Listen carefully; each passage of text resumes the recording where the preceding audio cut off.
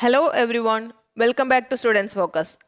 നമ്മൾ ഇന്ന് കവർ ചെയ്യാൻ പോകുന്ന ടോപ്പിക്ക് പെർഫോമൻസ് ഓഫ് കോൺട്രാക്റ്റ് ആണ്. നമ്മൾ ഇതുവരെയുള്ള വീഡിയോയിൽ നമ്മൾ പഠിച്ചത് ഒരു കോൺട്രാക്റ്റ് എങ്ങനെ ഉണ്ടാവുന്നു, അല്ലെങ്കിൽ ഒരു കോൺട്രാക്റ്റിൻ്റെ എസെൻഷ്യൽസ് എന്തൊക്കെയാണ്, അതൊരു വാലിഡ് കോൺട്രാക്റ്റ് ആവണമെങ്കിൽ അതിനുള്ള എസെൻഷ്യൽസ് എന്തൊക്കെയാണ്, കൺസിഡറേഷൻ എങ്ങനെയാണ്, എപ്പോഴാണ് ഒരു കോൺട്രാക്റ്റ് ലീഗൽ ആകുന്നത്, എപ്പോഴാണ് അൺലോഫുൾ ആകുന്നത്, അങ്ങനെയുള്ള കാര്യങ്ങളൊക്കെയാണ് നമ്മൾ പഠിച്ചത്. അതായത് ഒരു കോൺട്രാക്റ്റ് ഫോം ചെയ്യുന്നതിനെ ബേസ് ചെയ്ത കാര്യങ്ങളാണ് നമ്മൾ ഇതുവരെയുള്ള വീഡിയോയിൽ കവർ ചെയ്തത്. ഇപ്പം നമ്മൾ ഫോം ചെയ്യുന്നതിനുള്ള കാര്യങ്ങളൊക്കെ മനസ്സിലാക്കി നമ്മളൊരു കോൺട്രാക്റ്റ് ഫോം ചെയ്തു. ആ കോൺട്രാക്റ്റിൽ എൻ്റർ ചെയ്ത് കഴിഞ്ഞാൽ പിന്നെ നമ്മൾ എന്താ ചെയ്യേണ്ടേ? നമ്മൾ കൊടുത്ത വാക്ക് പാലിക്കണ്ടേ? നമ്മൾ ഒരു പ്രോമിസ് കൊടുത്തിട്ടില്ലേ? ആ പ്രോമിസ് നമ്മൾ പാലിക്കണം, അല്ലെങ്കിൽ ആ കോൺട്രാക്റ്റ് പെർഫോം ചെയ്യണം. ആ പാർട്ടാണ് നമ്മൾ ഈ ചാപ്റ്ററിൽ അല്ലെങ്കിൽ ഈ വീഡിയോയിൽ കവർ ചെയ്യുന്നത്. Performance of contract. നമ്മൾ കോൺട്രാക്റ്റിൽ പറഞ്ഞ വാക്ക് പാലിക്കാൻ പോകുന്നത് എങ്ങനെയാണ് ഒരു കോൺട്രാക്റ്റ് പെർഫോം ചെയ്യുന്നത്. നമ്മൾ ഈ ടോപ്പിക്കിൽ നിന്ന്, ഈ ചാപ്റ്ററിൽ നിന്ന് നമ്മൾ പഠിക്കുന്നത് എന്തൊക്കെയാണ്? Who must perform his obligation. ആരൊക്കെയാണ് കോൺട്രാക്റ്റ് പെർഫോം ചെയ്യേണ്ടത്? ഇനി what should be the mode of performance. എങ്ങനെയാണ് കോൺട്രാക്റ്റ് പെർഫോം ചെയ്യേണ്ടത്? പിന്നെ കോൺട്രാക്റ്റ് കൃത്യമായിട്ട് പെർഫോം ചെയ്തില്ല എന്നുണ്ടെങ്കിൽ അതിൻ്റെ കോൺസിക്വൻസസ് എന്തൊക്കെയാണ്? നോൺ പെർഫോമൻസിൻ്റെ കേസിൽ അതിൻ്റെ കോൺസിക്വൻസസ് എന്തൊക്കെയാണ്? അത്രയാണ് നമ്മൾ ഈ ചാപ്റ്ററിൽ കവർ ചെയ്യാൻ പോകുന്നത്. അപ്പോൾ നമുക്ക് ഇതിലിപ്പോൾ കോൺട്രാക്റ്റ് പെർഫോം ചെയ്യേണ്ട, അപ്പോൾ കോൺട്രാക്റ്റ് പാർട്ടീസ് പെർഫോം ചെയ്യണമല്ലോ. നമ്മളൊരു കോൺട്രാക്റ്റ് ഫോം ചെയ്യുന്ന എന്തിനാ? അത് രണ്ട് പാർട്ടീസും അത് പെർഫോം ചെയ്യും അല്ലെങ്കിൽ ചെയ്യണം എന്നൊരു ഉദ്ദേശത്തോടു കൂടിയല്ലേ നമ്മൾ കോൺട്രാക്റ്റ് പെർഫോം ചെയ്യുന്നത്. അപ്പോൾ നമ്മൾക്ക് അതിൽ obligation of parties to contract, അതാണ് നമ്മൾ ഫസ്റ്റ് നോക്കാൻ പോകുന്നത്. സെക്ഷൻ 37 ആണ് അതിനെപ്പറ്റി പറഞ്ഞിരിക്കുന്നത്. അപ്പോൾ പാർട്ടീസിന് ഒരു കോൺട്രാക്റ്റ് ഫോം ചെയ്ത് കഴിഞ്ഞാൽ അതിൽ പാർട്ടീസിനുള്ള ഒബ്ലിഗേഷൻ എന്തൊക്കെയാണ്? അപ്പോൾ നമ്മൾക്ക് ഒരു കേസിൽ ഫസ്റ്റ് നമുക്ക് നോക്കാം ഡ്യൂട്ടി ഓഫ് ദ പാർട്ടീസ്. പാർട്ടീസിൻ്റെ ഡ്യൂട്ടി എന്തൊക്കെയാണ്? ഫസ്റ്റ് വൺ, പെർഫോം ചെയ്യുക. കാരണം കോൺട്രാക്റ്റിൽ എന്താണോ കാര്യം പറഞ്ഞിരിക്കുന്നത് അത് പെർഫോം ചെയ്യുക. ഇപ്പോൾ എക്സാമ്പിൾ, ഞാനും നിങ്ങളായിട്ടൊരു എഗ്രിമെൻറ്റ് ഒരു കോൺട്രാക്റ്റ് ഫോം ചെയ്തേക്കുന്നു.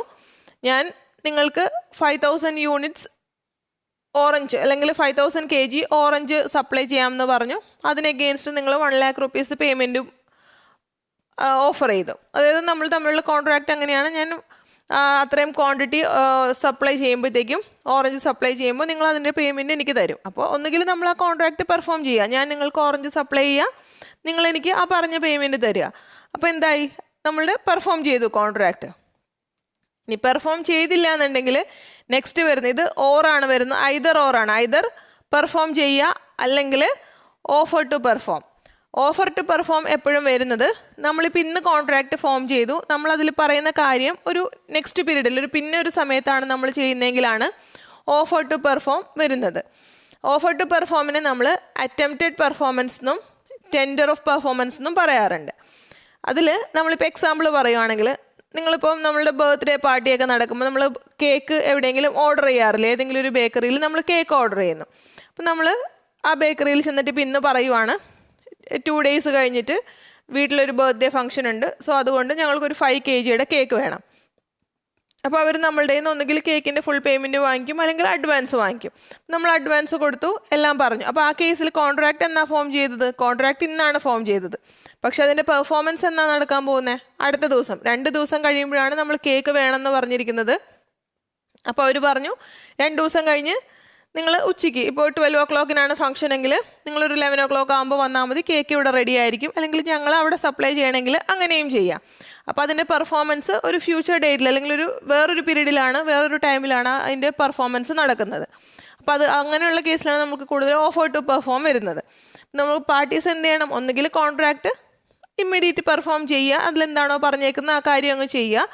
അതിനെയാണ് നമ്മൾ പെർഫോം എന്ന് പറയുന്നത്. ഓഫർ ടു പെർഫോം എന്ന് പറഞ്ഞാൽ നമ്മൾ വേറൊരു സമയത്താണ് അതിൻ്റെ പെർഫോമൻസ് വരുന്നത്.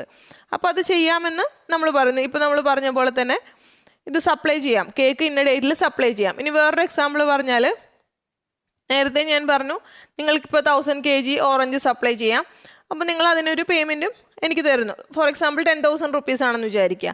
അപ്പോൾ ഞാൻ നിങ്ങളുടെ അടുത്ത്, ഇപ്പം നിങ്ങൾ എൻ്റെ അടുത്ത് വന്ന് പറയുന്നു 1000 kg ഓറഞ്ച് വേണം, ഇത്ര പേയ്മെൻറ്റ് തരാം. പക്ഷേ അപ്പോൾ എൻ്റെ കയ്യിൽ ഓറഞ്ച് അത്രയും സ്റ്റോക്കില്ല, 1000 kg സ്റ്റോക്കില്ല എന്ന് വിചാരിക്കുക. അപ്പോൾ ഞാൻ നിങ്ങളുടെ അടുത്ത് പറയുന്നു നാളെ ഉച്ചയ്ക്ക് 12 മണിക്ക് നിങ്ങളുടെ ഷോപ്പിൽ ഞാൻ 1000 kg ഓറഞ്ച് എത്തിച്ചു തന്നേക്കാം. അതെന്താണ്? ഓഫർ ടു പെർഫോം ആണ്. അപ്പം ഞാനതിൽ 1-2 കണ്ടീഷൻസും പറഞ്ഞിട്ടുണ്ട്. എന്താണ്? നാളെ ഉച്ചയ്ക്ക് 12 മണിക്ക് മുമ്പ് നിങ്ങളുടെ ഗോഡൗൺ എവിടെയാണ്? അപ്പോൾ ഇന്ന സ്ഥലത്താണ്. അപ്പോൾ ആ സ്ഥലത്ത് ഞാൻ എത്തിച്ചു തരാം. അപ്പം ഞാൻ എന്ത് ചെയ്യണം? ആ കറക്റ്റ് പറഞ്ഞതുപോലെ ആ സമയത്ത് ആ കോൺട്രാക്റ്റ് പെർഫോം ചെയ്യണം. ആ പറഞ്ഞ സ്ഥലത്ത് ഞാൻ ആ പറഞ്ഞ ക്വാണ്ടിറ്റി എത്തിച്ചു കൊടുക്കണം. ആ സമയത്തിന് മുമ്പ് എത്തിച്ചു കൊടുക്കുക. ഇനി നെക്സ്റ്റ് ഒരു കേസ് എന്താ വരുന്നത്? Non performance. നോൺ പെർഫോമൻസ് എന്ന് പറഞ്ഞാൽ ചില സിറ്റുവേഷൻസിൽ നമ്മൾക്ക് കോൺട്രാക്റ്റ് പെർഫോം ചെയ്യേണ്ടാത്ത ആവശ്യം വരുന്നുണ്ട്. ഇപ്പോൾ നമ്മൾ പെർഫോം ഒന്നും ചെയ്യേണ്ട കോൺട്രാക്റ്റ്, അങ്ങനെ ചില സിറ്റുവേഷൻസിൽ വരുന്നുണ്ട്. അങ്ങനെ നോൺ പെർഫോമൻസ് വരുന്ന സിറ്റുവേഷൻസ് ഏതൊക്കെയാണെന്ന് വെച്ചാൽ അതിൽ ഒരെണ്ണം പെർഫോമൻസ് ഡിസ്പെൻസ്ഡ്. അതായത് എക്സാമ്പിൾ പറയുകയാണെങ്കിൽ, ഇപ്പോൾ ഞാനും നിങ്ങളും തമ്മിൽ ഒരു കോൺട്രാക്റ്റ് വെച്ചു. ഞാൻ നിങ്ങൾക്ക് 1000 kg ഓറഞ്ച് സപ്ലൈ ചെയ്യും. നിങ്ങൾ അതിന് ബദലായിട്ട് മീൻസ് അതിൻ്റെ പ്രൈസായിട്ട് എനിക്ക് 10,000 rupees തരും. അതാണല്ലോ നമ്മൾ തമ്മിലുള്ള കോൺട്രാക്റ്റ്. ഞാൻ നിങ്ങൾക്ക് ഓറഞ്ച് സപ്ലൈ ചെയ്യുന്നില്ല. നിങ്ങൾക്ക് നാളെ രാവിലെ ഞാൻ ഓറഞ്ച് സപ്ലൈ ചെയ്യാമെന്ന് പറഞ്ഞു, പക്ഷേ നാളെ രാവിലെ ഞാൻ ഓറഞ്ച് സപ്ലൈ ചെയ്തില്ല. അപ്പോൾ എന്താണ്? നിങ്ങൾക്കതിന് എനിക്കെതിരെ ബ്രീച്ചിന് കേസ് എടുക്കുകയോ അല്ലെങ്കിൽ നിങ്ങൾ ലീഗലി മൂവ് ചെയ്യുകയോ അതിന് നഷ്ടപരിഹാരം ചോദിക്കുകയോ ഒക്കെ ചെയ്യാം. പക്ഷേ അത് വേറൊരു കേസ്, അതൊരു സെപ്പറേറ്റ് സെക്ഷൻ. ഈ കോൺട്രാക്റ്റിൻ്റെ കേസിൽ ആ കോൺട്രാക്റ്റ് പിന്നെ പെർഫോം ചെയ്യാൻ പറ്റുമോ? പെർഫോം ചെയ്യേണ്ട കാര്യമുണ്ടോ? ഇല്ല. ഞാൻ നിങ്ങൾക്ക് ഓറഞ്ച് സപ്ലൈ ചെയ്തില്ല, അപ്പോൾ നിങ്ങൾ എനിക്ക് പേയ്മെൻറ്റ് തരാൻ ബാധ്യസ്ഥരാണോ? അല്ല. അപ്പോൾ അങ്ങനെ ഏതെങ്കിലും ഒരു പാർട്ടി ഇപ്പോൾ അവർ പെർഫോം ചെയ്യാത്തത് കൊണ്ടോ അങ്ങനെയുള്ള കേസിൽ പെർഫോമൻസ് ഡിസ്പെൻസ്ഡ് ആയി. അപ്പോൾ ആ കോൺട്രാക്റ്റ് പിന്നെ പെർഫോം ചെയ്യേണ്ട കാര്യമില്ല, പെർഫോം ചെയ്യപ്പെടുന്നില്ല ആ കോൺട്രാക്റ്റ്. അത് നോൺ പെർഫോമൻസ് ആണ് ആ കോൺട്രാക്റ്റിൽ വരുന്നത്. ഇപ്പം ഞാൻ പറഞ്ഞ എക്സാമ്പിൾ നിങ്ങൾക്ക് നന്നായിട്ട് ക്ലിയർ ആയി എന്ന് വിചാരിക്കുന്നു. പിന്നെ നെക്സ്റ്റ് ഒരു കേസ് എന്ന് പറഞ്ഞാൽ നമ്മളുടെ ഏതെങ്കിലും നിയമമോ അല്ലെങ്കിൽ ഏതെങ്കിലും ആക്ട് അനുസരിച്ച് നമ്മളുടെ ആ പെർഫോമൻസ് എക്സ്ക്യൂസ് ചെയ്തു, അത് ചെയ്യണ്ട എന്നുള്ള രീതിയിൽ വരുവാണ്.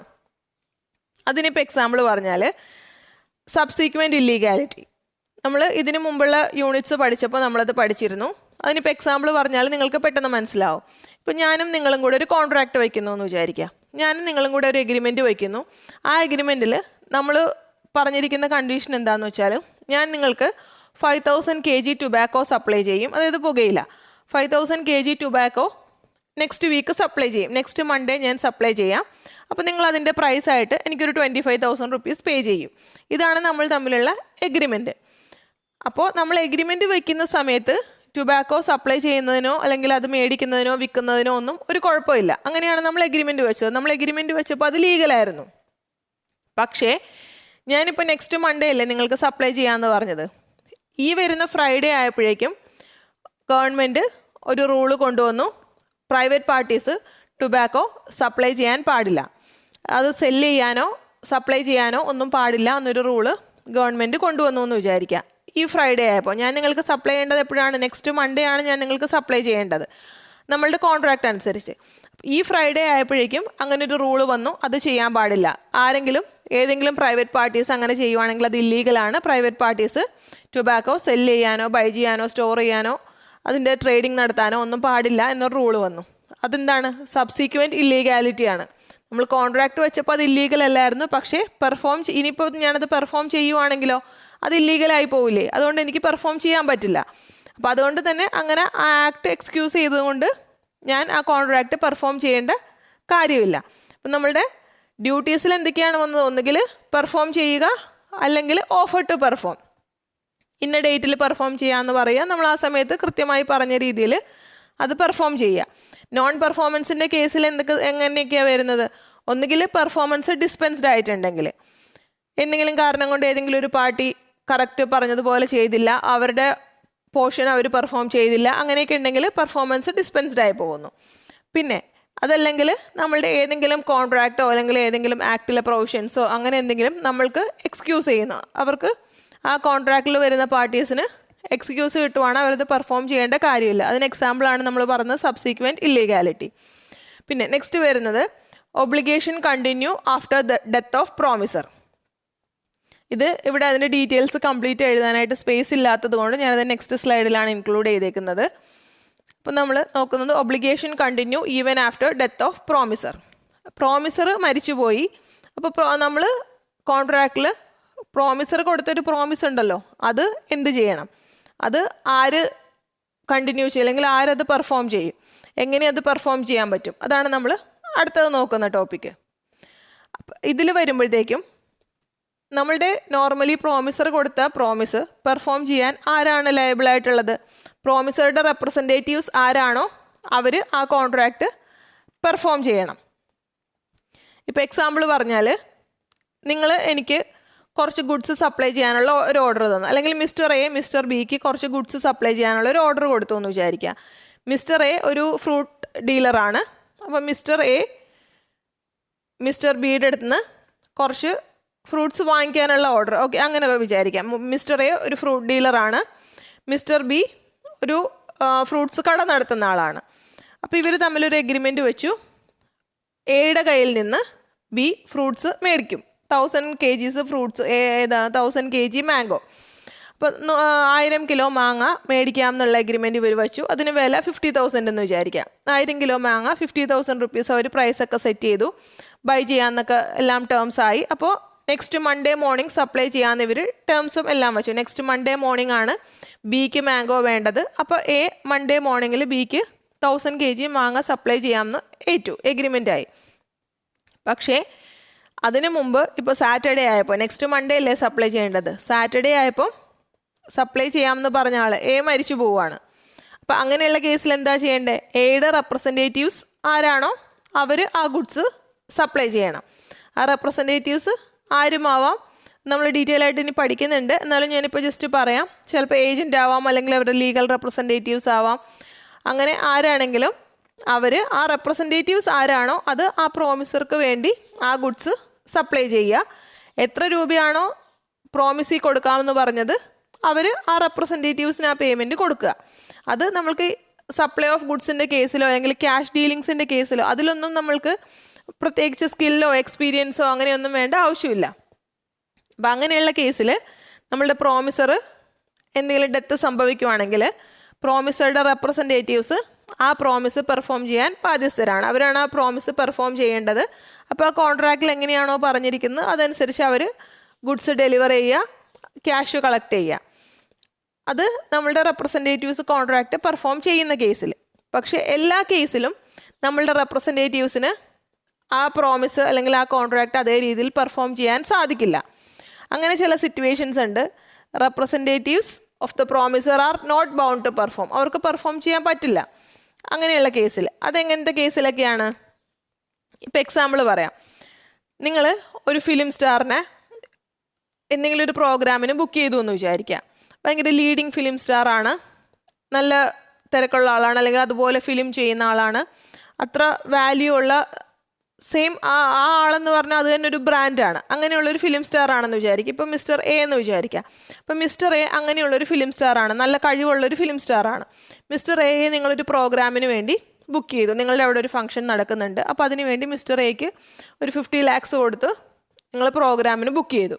അപ്പം മിസ്റ്റർ എ നിങ്ങളുടെ അടുത്ത് പറയുവാണ്, ആ സമയമാകുമ്പോൾ നെക്സ്റ്റ് മൺഡേ ആണ് നമ്മളുടെ പ്രോഗ്രാം ഉള്ളത്. അപ്പം മിസ്റ്റർ എ നിങ്ങളുടെ അടുത്ത് പറയുന്നു, എനിക്ക് മൺഡേ വരാൻ പറ്റില്ല, കുറച്ച് തിരക്കാണ്, ഞാൻ എൻ്റെ ജൂനിയേഴ്സിനെ വിടാം. എൻ്റെ ഒരു ജൂനിയർ ആർട്ടിസ്റ്റ് ഉണ്ട്, അയാളും ഫിലിമിലൊക്കെ അഭിനയിക്കുന്നതാണ്, അല്ലെങ്കിൽ അയാളും നല്ല സെലിബ്രിറ്റിയാണ്, അപ്പോൾ ഞാൻ അയാളെ വിടാം. അപ്പോൾ അങ്ങനെ പറഞ്ഞാൽ നിങ്ങളത് സമ്മതിക്കുമോ? ഇല്ല. കാരണം എന്താണ്? നിങ്ങൾ വിളിച്ചത് ആ സെലിബ്രിറ്റിയാണ്, അയാളുടെ കഴിവുകളും അയാളുടെ ആ വാല്യൂ അതെല്ലാം കണ്ടിട്ടാണ് നിങ്ങൾ അങ്ങനെ ഒരാളെ ഇൻവൈറ്റ് ചെയ്തത്. അപ്പോൾ നിങ്ങൾ എന്താ പറയുന്നത്? വേണ്ട, പറ്റില്ല, ഞങ്ങൾ നിങ്ങളെയാണ് ഇൻവൈറ്റ് ചെയ്തത്, അതായത് മിസ്റ്റർ എ തന്നെയാണ് ഞങ്ങൾ ഇൻവൈറ്റ് ചെയ്തേക്കുന്നത്, മിസ്റ്റർ എ വരാനുള്ള പേയ്മെൻ്റാണ് ഞങ്ങൾ തന്നതും അതിനുള്ള കോൺട്രാക്റ്റാണ് നമ്മൾ വച്ചേക്കുന്നതും, സോ മിസ്റ്റർ എ തന്നെ വരണം എന്ന് പറയും. ശരിയല്ലേ? അപ്പോൾ അതാണ് ഒരു കേസ്. അതായത് when personal skill is involve in the contract. നമ്മൾ എന്തെങ്കിലും പേഴ്സണൽ സ്കില്ലിൻ്റെ ബേസിലാണ് വരുന്നതെങ്കിൽ, ഈ കേസിൽ ഇപ്പോൾ നമ്മളൊരു പ്രോഗ്രാമിന് വിളിച്ചു, ആ പ്രോഗ്രാമിന് ആ സെലിബ്രിറ്റി വന്നിട്ട് ആ സെലിബ്രിറ്റി എന്തെങ്കിലും കാര്യങ്ങൾ പെർഫോം ചെയ്യാനുണ്ട്. ഇപ്പോൾ എന്തെങ്കിലും അഭിനയിക്കുക, അല്ലെങ്കിൽ ഒരു പാട്ട് പാടുന്ന ആളാണ്, അല്ലെങ്കിൽ ഒരു ഡാൻസ് കളിക്കുന്ന ആളാണെന്ന് വിചാരിക്കുക. അപ്പോൾ അയാൾ നമ്മളുടെ അവിടെ വന്നിട്ട് നമ്മളുടെ അവിടെ അയാളൊരു ഡാൻസ് പെർഫോം ചെയ്യുന്നുണ്ട്. ആ ഡാൻസ് അത്ര നന്നായിട്ട് പെർഫോം ചെയ്യാൻ അയാൾക്കേ പറ്റുള്ളൂ. അയാൾ അത്ര നന്നായിട്ട് ആ ഡാൻസ് പെർഫോം ചെയ്യുന്നത് കൊണ്ടല്ലേ നമ്മൾ അയാളെ തന്നെ ഇൻവൈറ്റ് ചെയ്തേക്കുന്നത്. ഇപ്പം മിസ്റ്റർ എ ആണെങ്കിൽ മിസ്റ്റർ എ അത്ര നന്നായിട്ട് ആ പ്രോഗ്രാം ചെയ്യുന്നത് കൊണ്ടാണ് നമ്മൾ ഈ 50 lakhs ഓഫർ ചെയ്തിട്ട് അങ്ങനെ ഒരു എഗ്രിമെൻറ്റ് വെച്ച് നമ്മൾ മിസ്റ്റർ എയെ തന്നെ അവിടെ കൊണ്ടുവരുന്നത്. അപ്പോൾ അയാളുടെ ജൂനിയറാണ് വന്ന് ചെയ്യുന്നതെന്ന് പറഞ്ഞാൽ നമ്മൾക്കത് പറ്റുമോ? ഇല്ല. കാരണം മിസ്റ്റർ എയുടെ അത്രയും സ്കില്ലോ എഫിഷ്യൻസിയോ ഒന്നും ജൂനിയർക്ക് ഇല്ല. അപ്പോൾ അതുകൊണ്ട് അങ്ങനെയുള്ള കേസിൽ നമ്മുടെ റെപ്രസെൻറ്റേറ്റീവ്സിന് കോൺട്രാക്റ്റ് പെർഫോം ചെയ്യാനായിട്ട് സാധിക്കില്ല. ഇനി വേറൊരു എക്സാമ്പിൾ പറയാം. ഇപ്പോൾ നിങ്ങളുടെ ഒരു പെയിൻറ്റിങ് വരയ്ക്കാൻ വേണ്ടി ഒരു കേരളത്തിലെ തന്നെ ഒരു ഫേമസ് ആയ പെയിൻറ്ററാണെന്ന് വിചാരിക്കുക. മിസ്റ്റർ എ കേരളത്തിലെ ഫേമസ് ആയ ഒരു പെയിൻറ്ററാണ്. അപ്പോൾ നിങ്ങൾ മിസ്റ്റർ എയെ വിളിക്കുന്നു നിങ്ങളുടെ ഒരു പെയിൻറ്റിങ് വരയ്ക്കാൻ വേണ്ടി. മിസ്റ്റർ എ നിങ്ങളുടെ പെയിൻറ്റിങ് വരയ്ക്കാൻ തുടങ്ങി, ഒരു 30% വരച്ചുള്ളൂ. അപ്പോഴേക്കും മിസ്റ്റർ എക്ക് അറ്റാക്ക് വന്ന് മരിച്ചു പോകുന്നു. ആ കേസിൽ മിസ്റ്റർ എയുടെ അത്രയും കഴിവുകൾ കണ്ടുകൊണ്ട് മിസ്റ്റർ എ വരച്ചാൽ അത് നല്ല ഭംഗിയുള്ള പെയിൻ്റാണ്, അത്രയും പേരുള്ളൊരു മനുഷ്യനാണ് മിസ്റ്റർ എ. അതുകൊണ്ടാണ് നിങ്ങൾ അദ്ദേഹം പറഞ്ഞ പേയ്മെൻ്റ് ഒക്കെ കൊടുത്ത് അദ്ദേഹത്തിൻ്റെ അടുത്ത് എഗ്രിമെൻ്റ് വെച്ച് അദ്ദേഹത്തിനെ നിങ്ങളുടെ പെയിൻറ്റിങ് വരയ്ക്കാനായിട്ട് ഏൽപ്പിച്ചത്. പക്ഷേ ഇദ്ദേഹം അറ്റാക്ക് വന്ന് മരിച്ചു പോകുന്നു.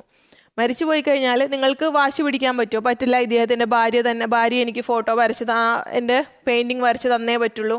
അല്ലെങ്കിൽ ഇദ്ദേഹത്തിൻ്റെ മകനുണ്ടെങ്കിൽ ആ മകൻ എനിക്ക് വരച്ച് തന്നേ പറ്റുള്ളൂ. ചിലപ്പോൾ ആ വ്യക്തിയുടെ ഭാര്യയ്ക്കോ മകനോ ഒന്നും പെയിൻറ്റിങ്ങിൻ്റെ ABCD അറിയില്ലായിരിക്കും. അപ്പോൾ എന്നാലും നിങ്ങളുടെ അച്ഛൻ പ്രോമിസ് ചെയ്തുകൊണ്ട് അല്ലെങ്കിൽ നിങ്ങളുടെ ഹസ്ബൻഡ് പ്രോമിസ് ചെയ്തുകൊണ്ട് നിങ്ങൾ എനിക്ക് ആ പെയിൻറ്റ് വരച്ച് തന്നേ പറ്റുള്ളൂ എന്ന് വാശി പിടിക്കാൻ നിങ്ങൾക്ക് പറ്റുമോ? പറ്റില്ല. കാരണം എന്താണ്? അതിൽ പേഴ്സണൽ സ്കിൽ ഇൻവോൾവ് ആണ്. അപ്പോൾ പേഴ്സണൽ സ്കിൽ ഇൻവോൾവ് ആയ കേസിൽ അത് ആ സ്കില്ലുള്ള ആളാണോ അയാൾ തന്നെയല്ലേ അത് പെർഫോം ചെയ്യേണ്ടത്. അയാൾ മരിച്ചു പോയിട്ട് വേറെ റെപ്രസെൻറ്റേറ്റീവ്സ് ആരെങ്കിലും അത് പെർഫോം ചെയ്താൽ മതിയാവോ? പോരാ. അപ്പോൾ അങ്ങനെയുള്ള കേസിൽ നമ്മൾക്ക് റെപ്രസെൻറ്റേറ്റീവ്സിന് കോൺട്രാക്റ്റ് പെർഫോം ചെയ്യാൻ സാധിക്കില്ല. ഇതൊരു ഇമ്പോർട്ടൻറ്റ് പാർട്ടാണ്. ഈ പാർട്ടിൽ നിന്ന് ക്വസ്റ്റ്യൻസ് വരുന്നതാണ്. അവരെന്തെങ്കിലും ഒരു പ്രോബ്ലം പോലെ ഇങ്ങനെ ഇപ്പോൾ ഞാൻ പറഞ്ഞൊരു ഇതുപോലെ ഒരു എക്സാമ്പിൾ പോലെ അങ്ങനെ എന്തെങ്കിലും ഒരു ക്വസ്റ്റ്യൻ ആയിട്ട് ചോദിക്കും. അപ്പോൾ ആ കേസിൽ ഇപ്പോൾ പെയിൻറ്റിങ്ങിൻ്റെ കേസാണെങ്കിൽ ഇങ്ങനെ കേസിൽ അച്ഛൻ മരിച്ചുപോയി, അപ്പോൾ ഒരു റെപ്രസെൻറ്റേറ്റീവ് അല്ലെങ്കിൽ മകനുണ്ട്, 2 മക്കളുണ്ട്. അപ്പോൾ അതിൽ ആ മക്കൾക്ക് ആ കോൺട്രാക്റ്റ് പെർഫോം ചെയ്യാൻ സാധിക്കുമോ? അപ്പോൾ അങ്ങനെയുള്ള രീതിയിലൊക്കെ ക്വസ്റ്റ്യൻ വരാം. അപ്പോൾ അതിൻ്റെ ആൻസർ എന്താണ്? പറ്റില്ല. കാരണം അതിൽ ഒരു പേഴ്സണൽ സ്കിൽ ഇൻവോൾവ് ആണ്. അതുകൊണ്ട് ആ സ്കില്ലുള്ള ആൾക്കല്ലേ അത് ചെയ്യാൻ പറ്റുള്ളൂ. അതുകൊണ്ട് ആ കോൺട്രാക്റ്റ് റെപ്രസെൻറ്റേറ്റീവ്സിന് പെർഫോം ചെയ്യാനായിട്ട് സാധിക്കില്ല. ഇനി നമ്മളെപ്പോഴും കോൺട്രാക്റ്റ് വയ്ക്കുമ്പോൾ കോൺട്രാക്റ്റിൻ്റെ ഒരു സേഫർ സൈഡിൽ എന്തെങ്കിലും കാരണം കൊണ്ട് പ്രോമിസർക്ക് എന്തെങ്കിലും സംഭവിക്കുകയാണെങ്കിൽ അതെങ്ങനെ പെർഫോം ചെയ്യണം എന്നുള്ളത് നമ്മൾ കോൺട്രാക്റ്റിൽ മെൻഷൻ ചെയ്യുന്നതാണ് എപ്പോഴും ഒരു സേഫർ സൈഡ്. അപ്പോൾ നെക്സ്റ്റ് കേസ് വരുന്നത് or if there is no such provisions are mentioned in the contract. നമ്മളുടെ കോൺട്രാക്റ്റിൽ അങ്ങനെയൊന്നും പ്രൊവിഷൻസ് വച്ചിട്ടില്ല. ഇപ്പോൾ പ്രോമിസർക്ക് എന്തെങ്കിലും പറ്റിയാൽ അവരുടെ റെപ്രസെൻറ്റേറ്റീവ്സ് അത് പെർഫോം ചെയ്യണമെന്നോ അങ്ങനെയുള്ള കാര്യങ്ങൾ ഒന്നും കോൺട്രാക്റ്റിൽ മെൻഷൻ ചെയ്തിട്ടില്ല. അപ്പോൾ അങ്ങനെയുള്ള കേസിലും റെപ്രസെൻറ്റേറ്റീവ്സ് അവരത് പെർഫോം ചെയ്യാൻ ബൗണ്ട് അല്ല, അവരത് ബൈൻഡിങ് അല്ല. കാരണം നമ്മളുടെ കോൺട്രാക്റ്റിൽ അങ്ങനത്തെ ടേംസ് ആൻഡ് കണ്ടീഷൻസ് ഒന്നുമില്ല. അപ്പോൾ ഒന്നുകിൽ പേഴ്സണൽ സ്കില്ല് ഇൻവോൾവ് ആയ കേസാണെങ്കിൽ അത് റെപ്രസെൻറ്റേറ്റീവ്സിന് പെർഫോം ചെയ്യാനായിട്ട് സാധിക്കില്ല. പിന്നെ നമ്മളുടെ കോൺട്രാക്റ്റിൽ അങ്ങനെയുള്ള പ്രൊവിഷൻസ് ഒന്നുമില്ല, അങ്ങനെയൊന്നും മെൻഷൻ ചെയ്തിട്ടില്ല. റെപ്രസെൻറ്റേറ്റീവ്സ് പെർഫോം ചെയ്യണം, എന്തായാലും ഇന്ന ഡേറ്റിൽ ഇന്ന രീതിയിൽ സപ്ലൈ ചെയ്യണം. അങ്ങനെയുള്ള കേസിൽ നമ്മൾ എഗ്രിമെൻറ്റിൽ അല്ലെങ്കിൽ നമ്മളുടെ കോൺട്രാക്റ്റിൽ നമ്മൾ ഒരു കണ്ടീഷൻസും ഒരു പ്രൊവിഷൻസും മെൻഷൻ ചെയ്തിട്ടില്ല എന്നുണ്ടെങ്കിലും റെപ്രസെൻറ്റേറ്റീവ്സ് ആ കോൺട്രാക്റ്റ് പെർഫോം ചെയ്യാനായിട്ട് ബൈൻഡിങ് ആയിരിക്കില്ല. അപ്പോൾ ഇത്രയും നിങ്ങൾക്ക് ക്ലിയർ ആയെന്ന് വിചാരിക്കുന്നു. നിങ്ങൾ ക്ലിയർ ആയെങ്കിൽ കമൻറ്റ് ബോക്സിൽ ഇടുക. കാരണം നിങ്ങൾക്ക് മനസ്സിലായി എന്നറിയുന്നത് എനിക്കും കൂടെ കുറച്ച് നല്ല സന്തോഷമുള്ള കാര്യമില്ലേ, ഞാൻ പറയുന്നത് നിങ്ങൾക്ക് നന്നായിട്ട് ക്ലിയർ ആവുന്നുണ്ടെന്ന് അറിയുന്നത്. ഇനി നെക്സ്റ്റ് നമ്മൾ നോക്കാൻ പോകുന്നത് who can demand performance of the contract. ഒരു കോൺട്രാക്റ്റ് പെർഫോം ചെയ്യണമെന്ന് ആർക്കൊക്കെയാണ് ഡിമാൻഡ് ചെയ്യാൻ പറ്റുന്നത്? ഇപ്പോൾ ഒരാളൊരു പ്രോമിസ് കൊടുത്തു, ആ പ്രോമിസ് പെർഫോം ചെയ്യണം എന്ന് ആർക്കൊക്കെയാണ് പറയാൻ പറ്റുന്നത്? അതിൽ ഫസ്റ്റ് വൺ വരുന്നത് ആരാണ്? Only promisee. പ്രോമിസി ജീവനോടെ ഉണ്ടെങ്കിൽ ആരാണ് പറയുന്നത്? പ്രോമിസിക്ക് പറയാൻ പറ്റും. കാരണം പ്രോമിസിക്കാണ് ഒരു വാക്ക് കൊടുത്തേക്കുന്നത് അല്ലെങ്കിൽ പ്രോമിസ് ചെയ്തേക്കുന്നത്, ഞാൻ ഇന്ന സാധനം ഇന്ന രീതിയിൽ ഡെലിവർ ചെയ്യാം അല്ലെങ്കിൽ ഇന്ന രീതിയിൽ ഈ കോൺട്രാക്റ്റ് പെർഫോം ചെയ്യാം. അപ്പോൾ പ്രോമിസിക്ക് അത് പറയാം. നിങ്ങൾ എൻ്റെ അടുത്ത് പറഞ്ഞിട്ട് അതേ രീതിയിൽ ചെയ്തില്ലല്ലോ, അതുകൊണ്ട് നിങ്ങൾ അതുപോലെ ചെയ്യാൻ. ഇപ്പോൾ എക്സാമ്പിൾ പറഞ്ഞാൽ ഞാൻ നിങ്ങളുടെ അടുത്ത് 10,000 rupees ഫീസ് വാങ്ങിച്ചിട്ട് ഞാൻ നിങ്ങളുടെ അടുത്ത് പറയുവാണ് വിത്തിൻ 1 month നിങ്ങളുടെ ബിസിനസ് ലോ മുഴുവൻ കംപ്ലീറ്റ് ചെയ്ത് ഞാൻ നിങ്ങളെ പഠിപ്പിക്കാം എന്ന് ഞാൻ നിങ്ങൾക്ക് പ്രോമിസ് തന്നു. അപ്പോൾ ഞാനത് നിങ്ങളുടെ അടുത്ത് 10,000 rupees ഫീസും ഞാൻ കളക്ട് ചെയ്തു എന്ന് വിചാരിക്കുക. എന്നിട്ട് ഞാൻ കൃത്യമായിട്ട് പഠിപ്പിക്കുന്നില്ല. അപ്പോൾ ആ കേസിൽ നിങ്ങൾക്ക് പറയാം, എൻ്റെ അടുത്ത് മാഡം ഇങ്ങനെ പറഞ്ഞതല്ലേ, ഇത്ര ദിവസത്തിനുള്ളിൽ പഠിപ്പിച്ച് തീർക്കാമെന്ന് മാം പറഞ്ഞതല്ലേ, അപ്പോൾ അതുകൊണ്ട് എന്താ ചെയ്യാത്തത്? അപ്പോൾ അത് ഇമ്മീഡിയറ്റ് ആയിട്ട് പഠിപ്പിച്ച് ഞങ്ങളെ വിത്തിൻ 1 month ആ പോർഷൻസ് ഫുൾ കംപ്ലീറ്റ് ചെയ്യൂ. അങ്ങനെ ആർക്ക് പറയാം? പ്രോമിസിക്ക് പറയാൻ സാധിക്കും, പ്രോമിസി ജീവനോടെ ഉണ്ടെങ്കിൽ. ഇനി അഥവാ പ്രോമിസി ജീവനോടെ ഇല്ല എന്നുണ്ടെങ്കിൽ, പ്രോമിസി എന്തെങ്കിലും കാരണം കൊണ്ട് മരിച്ചു പോയാൽ ആർക്കാ ചെയ്യാൻ പറ്റുന്നത്? Representatives of the promisee. Promisee മരിച്ചു പോവോ അങ്ങനെ ഒരു കേസ് വരുവാണെങ്കിൽ പ്രോമിസിയുടെ റെപ്രസെൻറ്റേറ്റീവ്സ് ആരാണോ അവർക്ക് അത് പറയാൻ പറ്റും. ഇങ്ങനെ ഒരു കാര്യം ചെയ്യാമെന്ന് പറഞ്ഞില്ലേ, ഇങ്ങനെയല്ലേ പ്രോമിസ് ചെയ്തിരുന്നത്, സോ ആ പ്രോമിസ് പെർഫോം ചെയ്തേ പറ്റുള്ളൂ. അത് ഇന്ന ഡേറ്റിൽ അല്ലെങ്കിൽ പറഞ്ഞ ഡേറ്റിൽ പറഞ്ഞ രീതിയിൽ പെർഫോം ചെയ്യാനായിട്ട് പ്രോമിസിയുടെ റെപ്രസെൻറ്റേറ്റീവ്സിന് പറയാനായിട്ട് സാധിക്കും. ചില കേസസിൽ തേർഡ് പാർട്ടിക്കും ഡിമാൻഡ് ചെയ്യാം. എല്ലാ കേസിലും തേർഡ് പാർട്ടിക്ക് ഡിമാൻഡ് ചെയ്യാൻ പറ്റില്ല. നമ്മൾ ഇതിന് മുമ്പത്തെ പോർഷൻസിൽ അല്ലെങ്കിൽ ഇതിന് മുമ്പത്തെ വീഡിയോസിൽ നമ്മൾ കവർ ചെയ്തിരുന്നു കുറച്ച് കേസസ്, കുറച്ച് എക്സെപ്ഷണൽ കേസസ് തേർഡ് പാർട്ടിക്ക് പ്രോമിസ് കംപ്ലീറ്റ് ചെയ്യണമെന്ന് ഡിമാൻഡ് ചെയ്യാൻ പറ്റാവുന്ന കുറച്ച് കേസസ് നമ്മൾ പറഞ്ഞിരുന്നു. അതിനിപ്പോൾ ഒരു എക്സാമ്പിൾ പറയാം, നിങ്ങൾക്ക് ഓർമ്മയുണ്ടാവും, എന്നാലും ഞാനൊരു എക്സാമ്പിൾ പറയാം. ഇപ്പോൾ ഒരു ഹസ്ബൻഡും വൈഫ് അല്ലെങ്കിൽ ഒരു ഭാര്യയും ഭർത്താവ്, ഒരു അച്ഛൻ മകളെ മറ്റൊരു പയ്യനെ കെട്ടിച്ചു വിടുവാണ്, കല്യാണം കഴിച്ചു കൊടുക്കുവാണ്. അപ്പോൾ കല്യാണം കഴിച്ചു കൊടുക്കുന്ന സമയത്ത് ഈ പയ്യൻ്റെ അച്ഛൻ പറഞ്ഞു എല്ലാ മാസവും മകൾക്ക് ചെലവിനായിട്ട്, അതായത് ഇവരുടെ ഈ ഹസ്ബൻഡ് ഈ പയ്യൻ്റെ അച്ഛൻ പറഞ്ഞു നിങ്ങളുടെ മകൾക്ക് എല്ലാ മാസവും പഠിക്കാനായിട്ടോ അല്ലെങ്കിൽ മകളുടെ എക്സ്പെൻസിനായിട്ടോ ഒരു 10,000 റുപ്പീസ് വെച്ചിട്ട് എൻ്റെ മകൻ കൊടുത്തോളൂ. അപ്പോൾ ഇപ്പം മിക്കവാറും പഠിക്കുന്ന സമയത്തൊക്കെ അല്ലേ കുട്ടികളുടെ കല്യാണം നടക്കുന്നത്. അപ്പോൾ ഈ കുട്ടി പറഞ്ഞു എനിക്ക് പഠിക്കണം, അപ്പോൾ അതുകൊണ്ട് പഠിത്തം മുടങ്ങിപ്പോയാലോ, എന്തെങ്കിലും ഫണ്ടിൻ്റെ പ്രോബ്ലം അങ്ങനെ എന്തെങ്കിലും കൊണ്ട് മുടങ്ങിപ്പോയാലോ, അതുകൊണ്ട് എനിക്ക് പഠിക്കണം എന്നാണ്. അപ്പോൾ ഇപ്പോൾ കല്യാണം വേണ്ട എന്നുള്ള സ്റ്റൈലിൽ പറഞ്ഞപ്പോൾ ഈ പയ്യൻ്റെ അച്ഛൻ പറഞ്ഞു പഠിത്തം മുടങ്ങാതിരിക്കാൻ വേണ്ടിയും പഠിക്കാനോ അതിനുള്ള ബുക്സ് വാങ്ങിക്കാനോ അതിനുള്ള അസൈൻമെൻറ്റിനുള്ള സാധനങ്ങളൊക്കെ വാങ്ങിക്കാൻ വേണ്ടി എല്ലാ മാസവും 10,000 റുപ്പീസ് മുടങ്ങാതെ ഞാൻ, അതായത് ഈ പയ്യൻ്റെ അച്ഛൻ, ഞാൻ എല്ലാ മാസവും നിങ്ങളുടെ മകൾക്ക് കൊടുത്തോളാം എന്ന് ഈ പെണ്ണിൻ്റെ അച്ഛൻ്റെ അടുത്ത്, അതായത് കല്യാണം കഴിക്കാൻ പോകുന്ന പെണ്ണിൻ്റെ അച്ഛനോട് ഈ ചെറുക്കൻ്റെ അച്ഛൻ വാക്ക് കൊടുത്തു എന്ന് വിചാരിക്കുക. അപ്പോൾ കോൺട്രാക്റ്റ് ശരിക്കും ആര് തമ്മിലാണ്? ഈ കല്യാണം കഴിക്കാൻ പോകുന്ന പെൺകുട്ടിയുടെ അച്ഛനും കല്യാണം കഴിക്കാൻ പോകുന്ന പയ്യൻ്റെ അച്ഛനും, ഈ രണ്ട് അച്ഛന്മാർ തമ്മിലാണ് ശരിക്കും കോൺട്രാക്റ്റ് ഉള്ളത്. ഇനി ഏതെങ്കിലും ഒരു സമയത്ത് ഈ പെൺകുട്ടിയുടെ അച്ഛൻ മരിച്ചുപോയി, ഈ കോൺട്രാക്റ്റ് നടന്നുകൊണ്ടിരിക്കുകയാണ്. അപ്പോൾ അതായത് ഇവർ കല്യാണമൊക്കെ കഴിഞ്ഞു, കുറച്ച് നാൾ പൈസയൊക്കെ കൊടുത്തുകൊണ്ടിരിക്കുന്നുണ്ട്. അപ്പോൾ ഒരു ദിവസം ഈ പെൺകുട്ടിയുടെ അച്ഛൻ മരിച്ചുപോയി. പെൺകുട്ടിയുടെ അച്ഛൻ മരിച്ചു പോയപ്പോൾ ചെറുക്കൻ്റെ അച്ഛനും പെൺകുട്ടിയുടെ അച്ഛനും തമ്മിലല്ലേ എഗ്രിമെൻറ്റ്. അപ്പോൾ ഉടനെ ഈ പയ്യൻ്റെ അച്ഛൻ ആ പേയ്മെൻറ്റ് കൊടുക്കൽ സ്റ്റോപ്പ് ചെയ്തു. കാരണം അച്ഛൻ മരിച്ചു പോയല്ലോ, അപ്പോൾ ഇനി കൊടുത്താലും കൊടുത്തില്ലെങ്കിലും ചോദിക്കാൻ ആരുമില്ലല്ലോ. അപ്പോൾ അതുകൊണ്ട് പേയ്മെൻറ്റ് കൊടുക്കുന്നത് സ്റ്റോപ്പ് ചെയ്തു എന്ന് വിചാരിക്കുക. അങ്ങനെ സ്റ്റോപ്പ് ചെയ്യുന്ന കേസിൽ ശരിക്കും ഈ പെൺകുട്ടി ആരാണ്? തേർഡ് പാർട്ടിയാണ്. ആ കോൺട്രാക്റ്റിൽ ഈ പെൺകുട്ടി ഇല്ലല്ലോ, രണ്ടുപേരുടെയും ഫാദേഴ്സ് തമ്മിലാണ് എഗ്രിമെൻ്റ് ഉള്ളത്. പക്ഷേ ഈ പെൺകുട്ടി തേർഡ് പാർട്ടി ആണെങ്കിലും ഈ പെൺകുട്ടിക്ക് ആ കോൺട്രാക്റ്റ് പെർഫോം ചെയ്യാനായിട്ട് ഡിമാൻഡ് ചെയ്യാൻ സാധിക്കും. കാരണം എന്താണ്? അതിൻ്റെ ബെനിഫിറ്റ് കിട്ടുന്നത് ഈ പെൺകുട്ടിക്കാണ്. അവരുടെ രണ്ടുപേരുടെയും ഫാദേഴ്സ് തമ്മിലാണ് കോൺട്രാക്റ്റ് എങ്കിലും അതിൻ്റെ ബെനിഫിറ്റ് കിട്ടിക്കൊണ്ടിരിക്കുന്നത് ഈ ലേഡിക്കാണ്, ഈ പെൺകുട്ടിക്കാണ്. അപ്പോൾ അതുകൊണ്ട് തന്നെ അങ്ങനെയുള്ള കേസിൽ ഇപ്പോൾ ആ പെൺകുട്ടിയുടെ അച്ഛൻ മരിച്ചു പോയെങ്കിലും ഈ പയ്യൻ്റെ അച്ഛൻ്റെ അടുത്ത് ആ കോൺട്രാക്റ്റ് പെർഫോം ചെയ്യാനായിട്ട് പറയാൻ, അത് ഡിമാൻഡ് ചെയ്യാനായിട്ട് ഈ പെൺകുട്ടിക്ക് സാധിക്കും. എന്തുകൊണ്ടാണ്? ആ കോൺട്രാക്റ്റിൻ്റെ ബെനിഫിറ്റ് കിട്ടിക്കൊണ്ടിരിക്കുന്നത് ഈ പെൺകുട്ടിക്കാണ്. അപ്പോൾ അങ്ങനെ നമ്മൾ കുറച്ച് എക്സെപ്ഷൻസ് പഠിച്ചിരുന്നു, എക്സെപ്ഷണൽ സിറ്റുവേഷൻസ് അല്ലെങ്കിൽ എക്സെപ്ഷണൽ കേസസ് പഠിച്ചിരുന്നു. അങ്ങനെയുള്ള കേസസിൽ തേർഡ് പാർട്ടിക്കും വേണമെങ്കിൽ പെർഫോമൻസ് ചെയ്യാനായിട്ട്, ആ പ്രോമിസ് പെർഫോം ചെയ്യാനായിട്ട് ഡിമാൻഡ് ചെയ്യാൻ സാധിക്കും. ഇത് അത്ര ഇമ്പോർട്ടൻറ്റ് ടോപ്പിക് അല്ല, എന്നാലും ഞാൻ ആ പോർഷൻസിൽ വരുന്നത് കൊണ്ട് എക്സ്പ്ലെയിൻ ചെയ്തു എന്നേ ഉള്ളൂ. പക്ഷേ നെക്സ്റ്റ് നമ്മൾ പഠിക്കാൻ പോകുന്നത് പെർഫോമൻസ് ഓഫ് പ്രോമിസ്. അത് ഇമ്പോർട്ടൻ്റ് ആണ്, അതിൽ നിന്ന് ക്വസ്റ്റ്യൻസ് സാധാരണ വരാറുള്ളതാണ്. അപ്പോൾ നമ്മൾ പഠിക്കാൻ പോകുന്നത് who will perform the promise. ഒരു പ്രോമിസ് കൊടുത്താൽ അത് ആരാണ് പെർഫോം ചെയ്യേണ്ടത്, ആർക്കൊക്കെയാണ് പെർഫോം ചെയ്യാൻ പറ്റുന്നത്. ഫസ്റ്റ് കേസിൽ വരുന്നത് ഓൺലി ദ പ്രോമിസർ.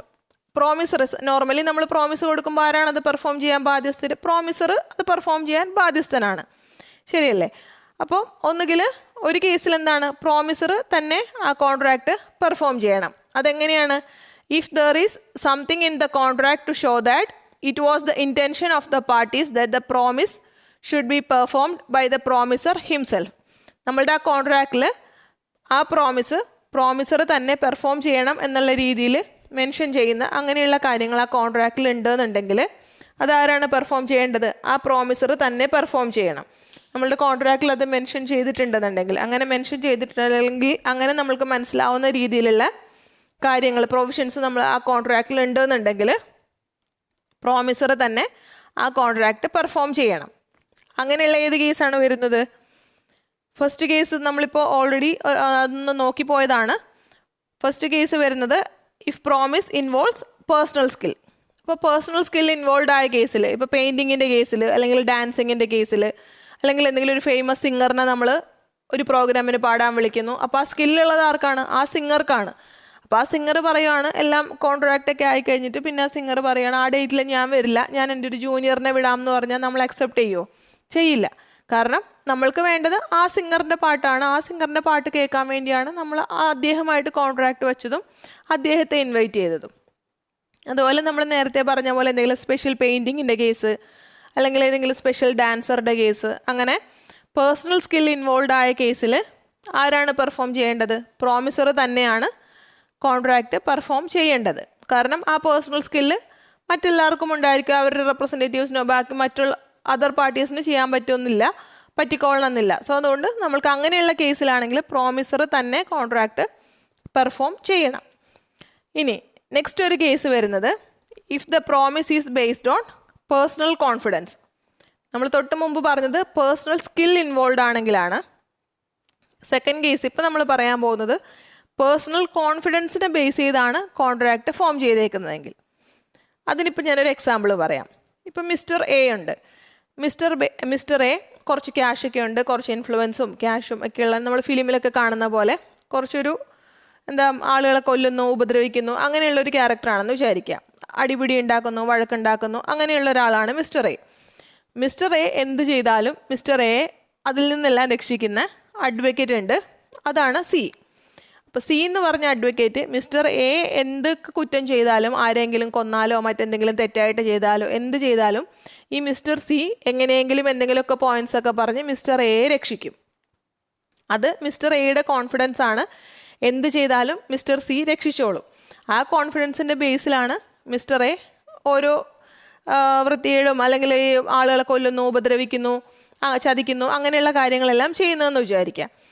അപ്പോൾ ആ കേസിൽ മിസ്റ്റർ എക്ക് വിശ്വാസമുള്ളത്, കോൺഫിഡൻസ് ഉള്ളത് ആരുടെ കഴിവിലാണ്? മിസ്റ്റർ സിയുടെ കഴിവിലാണ്. മിസ്റ്റർ സി എന്തായാലും രക്ഷിക്കും എന്നൊരു വിശ്വാസമാണ് മിസ്റ്റർ എക്ക് ഉള്ളത്.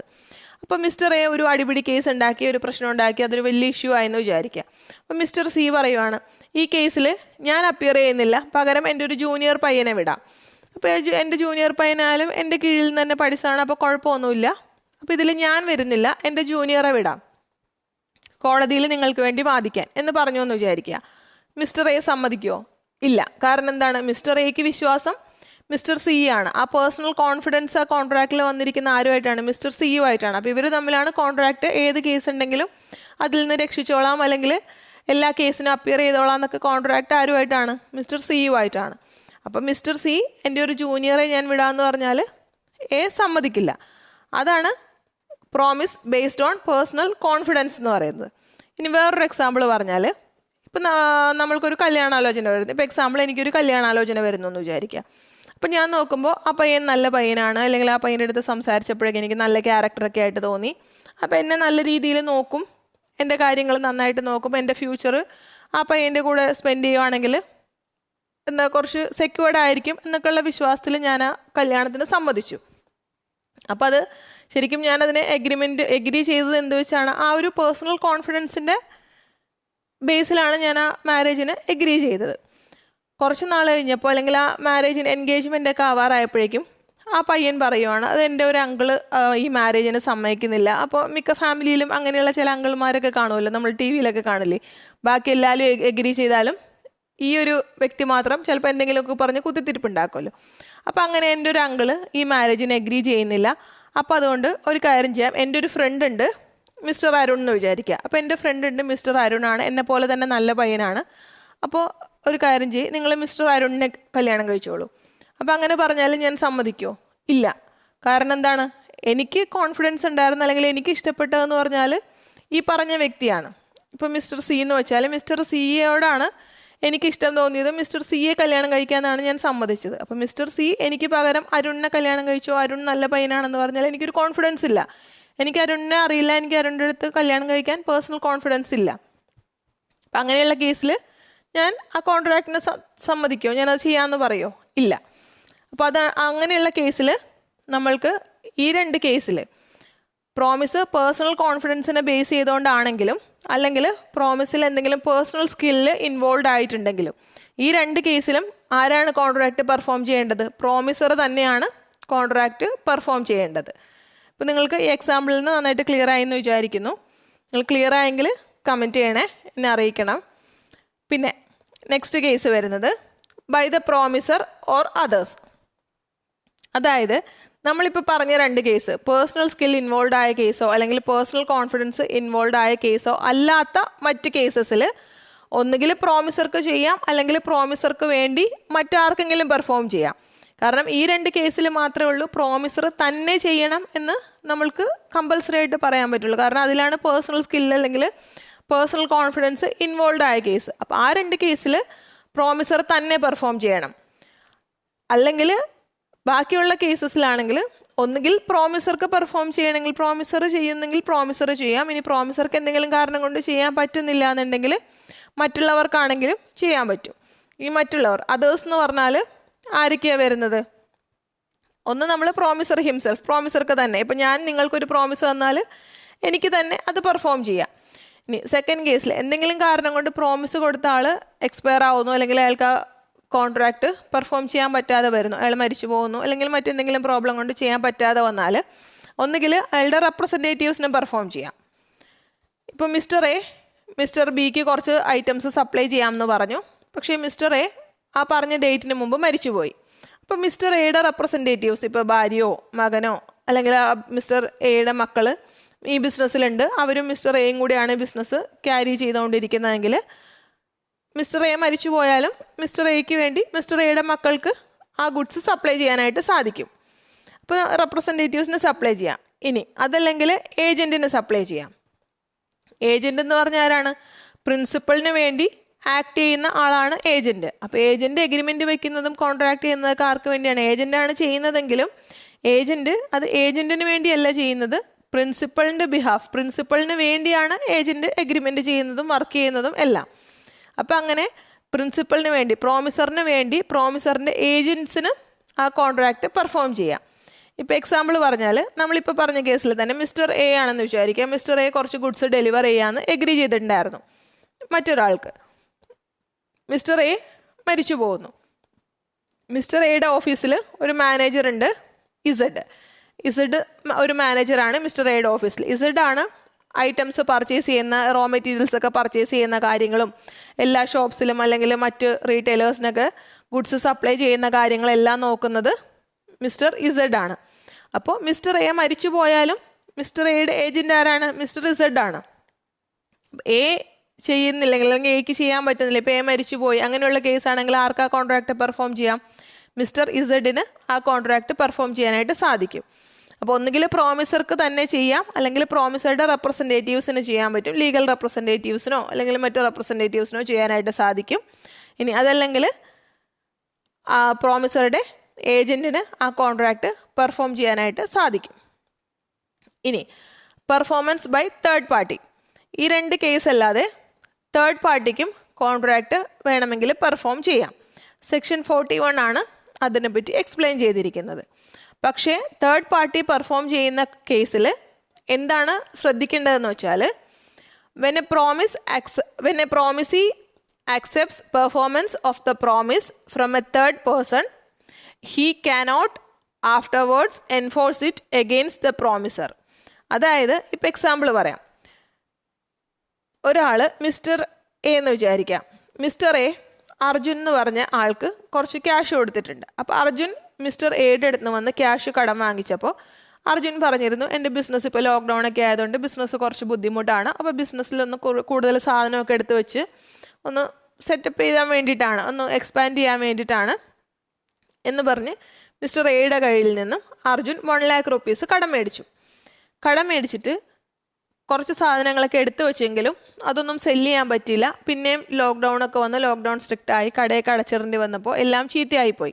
ഫുഡ് ഐറ്റംസ് ആണെന്ന് വിചാരിക്കുക, ആ ഐറ്റംസൊക്കെ ചീത്തയായിപ്പോയി, അത് വിൽക്കാൻ പറ്റിയില്ല. അപ്പോൾ അതുകൊണ്ട് നഷ്ടം വന്നു. അപ്പോൾ വിത്തിൻ 1 month ആ ക്യാഷ് തിരിച്ചു തരാമെന്ന് പറഞ്ഞാണ് മിസ്റ്റർ എയുടെ കയ്യിൽ നിന്ന് അർജുൻ ക്യാഷ് മേടിച്ചത്. പക്ഷേ ഈ സാധനങ്ങളൊക്കെ നശിച്ചു പോയി, വിറ്റ് ക്യാഷ് എടുക്കാൻ പറ്റിയില്ല. അതുകൊണ്ട് മിസ്റ്റർ എക്ക് പറഞ്ഞ ഡേറ്റിൽ ക്യാഷ് കൊടുക്കാൻ പറ്റിയില്ല. അപ്പോൾ മിസ്റ്റർ എ അർജുനെ വിളിച്ച് ചീത്ത പറയാൻ തുടങ്ങി. നിങ്ങൾ ഇന്ന ഡേറ്റിൽ ക്യാഷ് തരാമെന്ന് പറഞ്ഞു, എന്നിട്ട് ക്യാഷ് തന്നില്ല, അത് പറഞ്ഞാൽ പറ്റില്ല, അപ്പോൾ നിങ്ങളിപ്പം 1-ാം തീയതിയാണെന്ന് വിചാരിക്കുക. അപ്പോൾ നിങ്ങൾ ജൂലൈ 1 അല്ലെങ്കിൽ ജൂൺ 1 ക്യാഷ് തരാമെന്ന് പറഞ്ഞാണ്. അപ്പോൾ അതുകൊണ്ട് തന്നേ പറ്റുള്ളൂ എന്ന് പറഞ്ഞിട്ട് ജൂൺ 1 കഴിഞ്ഞപ്പോൾ തൊട്ട് മിസ്റ്റർ എയെ വിളിച്ച് സ്ഥിരം വഴക്ക് പറയുക, പ്രഷർ ചെയ്യുക, ചീത്ത പറയുക, അങ്ങനെയുള്ള കാര്യങ്ങളൊക്കെ ചെയ്യാൻ തുടങ്ങി. അപ്പോൾ അർജുൻ വളരെ ടെൻസ്ഡായി. അപ്പോൾ അർജുൻ്റെ ഒരു ഗേൾ ഫ്രണ്ട് ഇത് കണ്ടു എന്ന് വിചാരിക്കുക. അപ്പോൾ ഗേൾ ഫ്രണ്ട് ചോദിച്ചപ്പോൾ അർജുൻ ഇങ്ങനെ കാരണം പറഞ്ഞു. അപ്പോൾ അതുകൊണ്ട് ഭയങ്കര പ്രശ്നമാണ്, എന്നെ എപ്പോഴും വിളിച്ച് വഴക്ക് പറയുന്നു എന്നുള്ള രീതിയിൽ പറഞ്ഞു. ഈ ഗേൾ ഫ്രണ്ടിന് വിഷമം തോന്നിയിട്ട് ഗേൾ ഫ്രണ്ട് ഈ മിസ്റ്റർ എയുടെ അടുത്ത് എന്ന് പറഞ്ഞു, നിങ്ങളിനി അർജുനെ ശല്യം ചെയ്യരുത്, അർജുൻ തരാനുള്ള ക്യാഷ് ഞാൻ നിങ്ങൾക്ക് തരാം. അപ്പോൾ എത്ര രൂപയാണ് തരാനുള്ളതെന്ന് ചോദിക്കുന്നു. അപ്പോൾ ഇയാൾ പറഞ്ഞു 1 lakh rupees. 1 lakhും വിത്ത് ഇൻട്രസ്റ്റും കൂടിയാണ് തരാനുള്ളത്. അപ്പോൾ അതും കൂടി ചേർത്തൊരു 1,05,000 എന്ന് വിചാരിക്കുക. ടോട്ടൽ 1,05,000 rupees എനിക്ക് തരാനുണ്ട്. അപ്പോൾ അത് ഇതുവരെ തന്നിട്ടില്ല. അപ്പോൾ നമ്മളുടെ ഈ ഗേൾ ഫ്രണ്ട് പറയുന്നു, കുഴപ്പമില്ല, ഇനി നിങ്ങൾ അർജുനെ അത് വിളിച്ചിട്ട് അതിന് പറഞ്ഞിട്ട് വിളിച്ച് ശല്യം ചെയ്യേണ്ട, ആ ക്യാഷ് ഞാൻ തന്നേക്കാം നിങ്ങൾക്ക്. അപ്പോൾ ഇപ്പോൾ എൻ്റെ കയ്യിൽ ഒരു 50,000 rupeesേ ഉള്ളൂ. അപ്പോൾ ഞാൻ ആ 50,000 rupees ഇപ്പോൾ തരാം, ബാക്കിയുള്ള എമൗണ്ട് ഒരു വിത്തിൻ 1 week ഞാൻ അറേഞ്ച് ചെയ്ത് തരാം എന്ന് പറഞ്ഞു. അപ്പോൾ അങ്ങനെയുള്ള കേസിൽ മിസ്റ്റർ എക്ക് പിന്നെ ഈ 1,05,000 rupees തരണം എന്ന് പറഞ്ഞ് നമ്മളുടെ അർജുനെ ശല്യപ്പെടുത്താൻ പറ്റുമോ? പറ്റില്ല. അതാണ് ഈ പോയിന്റ് പറഞ്ഞേക്കുന്നത്. When promisee accepts performance of the promise from A third person. ഇവിടെ തേർഡ് പേഴ്സൺ ആരാണ്? അവരുടെ ഗേൾ ഫ്രണ്ട്, നമ്മുടെ അർജുൻ്റെ ഗേൾ ഫ്രണ്ടാണ് തേർഡ് പേഴ്സൺ. അപ്പോൾ തേർഡ് പേഴ്സൻ്റെ കയ്യിൽ നിന്ന് പെർഫോമൻസ് ഓഫ് പ്രോമിസ് അക്സെപ്റ്റ് ചെയ്ത് കഴിഞ്ഞാൽ he cannot afterwards enforce it against the promisor. പ്രോമിസറിനെതിരെ പിന്നെ എൻഫോഴ്സ് ചെയ്യാനായിട്ട് സാധിക്കില്ല. അപ്പോൾ പിന്നെ ഇനിയിപ്പോൾ അഥവാ നമ്മളുടെ മിസ്റ്റർ എക്ക് ലീഗലി മൂവ് ചെയ്യണം അല്ലെങ്കിൽ അത് പെർഫോം ചെയ്യാൻ എൻഫോഴ്സ് ചെയ്യണം എന്നുള്ള കേസിലാണെങ്കിൽ എത്ര രൂപയാണ് ചോദിക്കാൻ പറ്റുള്ളൂ?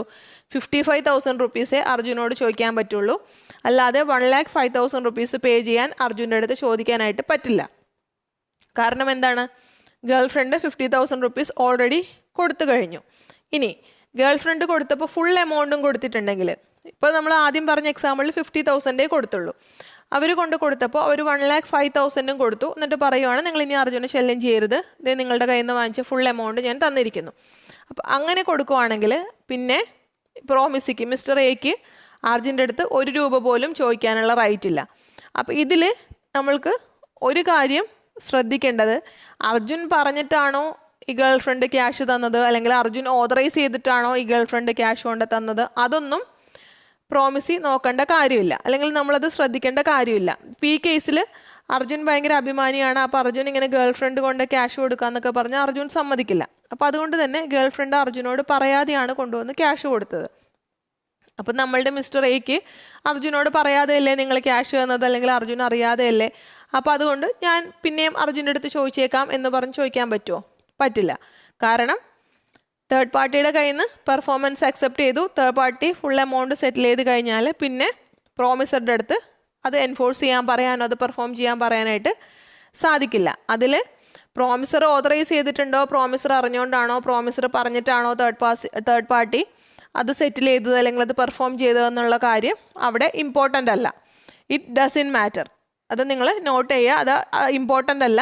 അപ്പോൾ തേർഡ് പാർട്ടിയുടെ കയ്യിൽ നിന്ന് പെർഫോമൻസ് അക്സെപ്റ്റ് ചെയ്ത് കഴിഞ്ഞാൽ പിന്നെ അത് പറഞ്ഞ് പ്രോമിസറെ ശല്യം ചെയ്യാനോ പ്രോമിസറുടെ അടുത്ത് എൻഫോഴ്സ് ചെയ്യാൻ പറയാനോ സാധിക്കില്ല. ഇനി അതിൻ്റെ ഒരു 4th പോയിന്റ് കൂടിയുണ്ട്. ഇവിടെ നമ്മൾ 3 പോയിൻ്റാണ് നോക്കിയത്. ബൈ ദ പ്രോമിസർ, പിന്നെ അല്ലെങ്കിൽ പ്രോമിസർ ഓർ അതേഴ്സ്, പിന്നെ performance by third party. 4th one ഉണ്ട്, അതിവിടെ സ്ഥലമില്ലാത്തതുകൊണ്ടാണ് നെക്സ്റ്റ് സ്ലൈഡിൽ ഇൻക്ലൂഡ് ചെയ്തിരിക്കുന്നത്. 4th വൺ വരുന്നത് പെർഫോമൻസ് ബൈ ജോയിൻറ്റ് പ്രോമിസേഴ്സ്. നമ്മളിപ്പോൾ പറഞ്ഞത് ഒരാൾ പ്രോമിസറും ഒരാൾ പ്രോമിസിയും ആയിട്ടിരിക്കുന്ന കേസാണ്. ഇനി പ്രോമിസേഴ്സ് ജോയിൻറ്റ് പ്രോമിസേഴ്സ് ആണെന്ന് വിചാരിക്കുക. ഇപ്പോൾ എക്സാമ്പിൾ മിസ്റ്റർ എയുടെ കയ്യിൽ നിന്ന് അർജുൻ ക്യാഷ് വാങ്ങിച്ച്, അർജുൻ എന്ന് പറഞ്ഞാൽ ഒരാളല്ലേ പോയി ക്യാഷ് വാങ്ങിച്ചത്, അർജുൻ ക്യാഷ് വാങ്ങിച്ചതിന് പകരം മിസ്റ്റർ എയുടെ കയ്യിൽ നിന്ന് XYZ അങ്ങനെ 3 ആളുകളാണ്, Mister X, Mister Y, Mister Z, അങ്ങനെ 3 പേരാണ് പോയി ക്യാഷ് വാങ്ങിച്ചതെന്ന് വിചാരിക്കുക. 3 പേര് അവരുടെ ബിസിനസ് എക്സ്പാൻഡ് ചെയ്യാൻ വേണ്ടി ഒന്നിച്ചു പോയി, ജോയിൻ്റ് ആയിട്ട് അവർ പോയിട്ട് ജോയിൻറ്റ് പ്രോമിസിൽ മിസ്റ്റർ എയുടെ കയ്യിൽ നിന്ന് 1 lakh വെച്ച് വാങ്ങിക്കുന്നു. 3 പേരും കൂടെ 3 lakhs rupees വാങ്ങിച്ചു. Mister X 1 lakh, Mister Y 1 lakh, Mister Z 1 lakh. 3 പേരും 1 lakh വെച്ച് മൊത്തം 3 lakhs rupees മിസ്റ്റർ എയുടെ കയ്യിൽ നിന്ന് ക്യാഷ് വാങ്ങിച്ചു. ഇവർ ഒരു 1 month കഴിഞ്ഞ് തിരിച്ചു തരാമെന്ന് പറഞ്ഞാണ് വാങ്ങിച്ചതെന്ന് വിചാരിക്കുക. അപ്പോൾ പ്രോമിസേഴ്സ് ആരാണ്? എക്സും വൈയും ഇസഡും ആണ് പ്രോമിസേഴ്സ്. കാരണം അവരാണ് ക്യാഷ് വാങ്ങിച്ചിട്ട് വിത്തിൻ 1 month ഈ ക്യാഷ് ഇപ്പം ജൂലൈ 1 എന്ന് വിചാരിക്കുക. ജൂലൈ 1 ഈ ക്യാഷ് ഞങ്ങൾ തിരിച്ചു തരാമെന്ന് പ്രോമിസ് ചെയ്തേക്കുന്നത് എക്സും വൈയും ഇസഡും ആണ്. അപ്പം അങ്ങനെയുള്ള കേസിൽ ജോയിൻറ്റ് പ്രോമിസിൻ്റെ കേസിൽ അല്ലെങ്കിൽ ജോയിൻറ്റ് പ്രോമിസേഴ്സ് ആണെങ്കിൽ അതിൻ്റെ പെർഫോമൻസ് എങ്ങനെയാണ്? അത് ഈ ജോയിൻറ്റ് പെർഫോം ചെയ്ത 3 ആളുകളും ജീവിച്ചിരിപ്പുണ്ടെങ്കിൽ പെർഫോം ചെയ്ത 3 ആളുകളും ജീവിച്ചിരിക്കുന്നുണ്ടെന്നുണ്ടെങ്കിൽ ആരാണ് പെർഫോം ചെയ്യേണ്ടത്? അവർ 3 പേരും കൂടി ഒന്നിച്ചാണ് കോൺട്രാക്റ്റ് പെർഫോം ചെയ്യേണ്ടത്. എക്സും വൈയും ഇസഡും കൂടെ 1-ാം തീയതി ആകുമ്പോൾ ജൂലൈ 1 ആകുമ്പോൾ ആ പറഞ്ഞ എമൗണ്ട് 3 lakhs പ്ലസ് ഇൻട്രസ്റ്റ് എത്രയാണോ ആ എമൗണ്ട് മിസ്റ്റർ എയ്ക്ക് റിട്ടേൺ ചെയ്യണം. ആ പ്രോമിസ് പെർഫോം ചെയ്യേണ്ടത് ആരാണ്? ഇവർ 3 പേരും ജീവനോടെ ഉണ്ടെങ്കിൽ ഇവർ 3 പേരും ചേർന്ന് by all of the joint promises 3 പേരും ചേർന്നാണ് ആ കോൺട്രാക്റ്റ് പെർഫോം ചെയ്യേണ്ടത്. ഇനി അതിലേതെങ്കിലും ഒരാൾ മരിച്ചുപോയെന്ന് വിചാരിക്കാം. ഇപ്പോൾ മിസ്റ്റർ എക്സ് മരിച്ചുപോയി. ആ ജൂലൈ 1 മുമ്പായിട്ട് മിസ്റ്റർ എക്സ് മരിച്ചു പോയാൽ, അപ്പോൾ after the death of any of the promisor, July 1 മുമ്പ് മിസ്റ്റർ എക്സ് മരിച്ചു പോയാൽ എങ്ങനെയാണ് ആ കോൺട്രാക്റ്റ് പെർഫോം ചെയ്യുക? എക്സിൻ്റെ റെപ്രസെൻറ്റേറ്റീവ്സ് ആരാണോ അവരും ബാക്കി ജീവിച്ചിരിക്കുന്ന 2 പേര് വൈയും ഇസഡും ജീവിച്ചിരിക്കുന്നുണ്ടല്ലോ. അപ്പോൾ വൈയും ഇസഡും എക്സിൻ്റെ റെപ്രസെൻറ്റേറ്റീവ്സും ചേർന്ന് അവർ ഒന്നിച്ചാണ് ആ കോൺട്രാക്റ്റ് പെർഫോം ചെയ്യേണ്ടത്. അതാണ് ഇവിടെ നോട്ട് ചെയ്തേക്കുന്നത്. Representatives of the diseased promisor. Diseased മരിച്ചു പോയത് ആരാണ്? ഇവിടെ മിസ്റ്റർ എക്സ് ആണ് മരിച്ചു പോയത്. മിസ്റ്റർ എക്സിൻ്റെ റെപ്രസെൻറ്റേറ്റീവ്സും പ്ലസ് സർവൈവിങ് പ്രോമിസേഴ്സും. സർവൈവിങ് ചെയ്യുന്നത് വൈയും ഇസഡും. അപ്പോൾ വൈയും ഇസഡും എക്സിൻ്റെ റെപ്രസെൻറ്റേറ്റീവ്സും ചേർന്നാണ് ആ കോൺട്രാക്റ്റ് പെർഫോം ചെയ്യേണ്ടത്, ആ ജോയിൻറ്റ് പ്രോമിസ് പെർഫോം ചെയ്യേണ്ടത്. ഇനി അഥവാ നമ്മളുടെ 3 പ്രോമിസേഴ്സും മരിച്ചു പോയെന്ന് വിചാരിക്കുക. 3 പേരും കൂടെ കാറിൽ പോവായിരുന്നു, ഒരു ആക്സിഡൻ്റ് ആയി, 3 പ്രോമിസേഴ്സും എക്സും വൈയും ഇസഡും മരിച്ചുപോയി. എല്ലാ പ്രോമിസേഴ്സും മരിച്ചു പോയാൽ ആരാണ് കോൺട്രാക്റ്റ് പെർഫോം ചെയ്യേണ്ടത്? ആ പ്രോമിസ് പെർഫോം ചെയ്യേണ്ടത് by the representatives of all promisors jointly. എക്സിൻ്റെ റെപ്രസെൻറ്റേറ്റീവും വൈയുടെ റെപ്രസെൻറ്റേറ്റീവും ഇസഡിൻ്റെ റെപ്രസെൻറ്റേറ്റീവും, ഈ 3 ആളുകളുടെയും 3 ജോയിൻറ്റ് പ്രോമിസേഴ്സിൻ്റെയും റെപ്രസെൻറ്റേറ്റീവ്സ് ചേർന്നിട്ട് ആ കോൺട്രാക്റ്റ് പെർഫോം ചെയ്യണം.